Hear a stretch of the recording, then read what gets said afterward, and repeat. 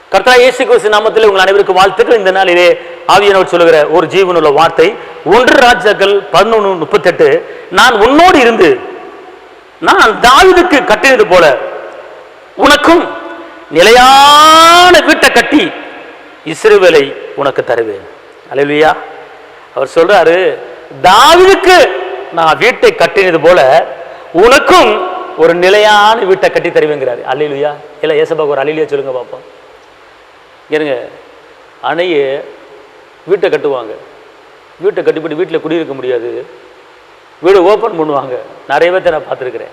வீடை கட்டுவாங்க, வீடை ஓப்பன் பண்ணுவாங்க, கடைசியில் பார்த்தா ஒத்திக்கி வச்சுட்டு போயிடுவாங்க, இன்னும் ஒரு சிலர் வித்துட்டு போயிடுவாங்க. அல்லேலூயா. ஆனால் கர்த்தர் ஒரு வீட்டை கட்டி கொடுத்தாருன்னா விற்க விட மாட்டார், நீ அதில் குடியிருந்து சந்தோஷம் இருக்க வைப்பார். அது என்னன்னு கேட்டால் நிலையான வீடு, நிரந்தரமான வீடு, வித்துட்டு போகிற வீடு கிடையாது. இன்னைக்கு அணைய பார்த்துக்கொள்ளுங்க. வீட்டை கட்டினவங்களாம் சொல்கிறத நான் கேட்டிருக்கிறேன். ஐயா வீட்டை கட்டிவிட்டேன், எனக்கு பண பிரச்சனை ஓவராக இருக்குது, வீட்டை வித்துட்டு நிம்மதியாக உட்காரலான்னு இருக்கேன் அப்படின்னு சொல்கிறத கேட்டிருக்கேன்.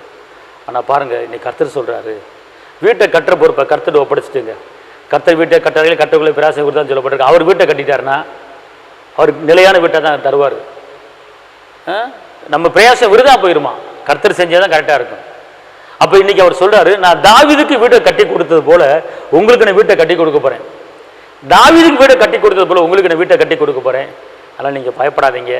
கர்த்தர் உங்களுக்கு நிலையான நிரந்தரமாக வீட்டை கட்டி கொடுக்க போகிறாரு. நீங்களும் உங்கள் சந்ததி நல்லா இருப்பீங்க.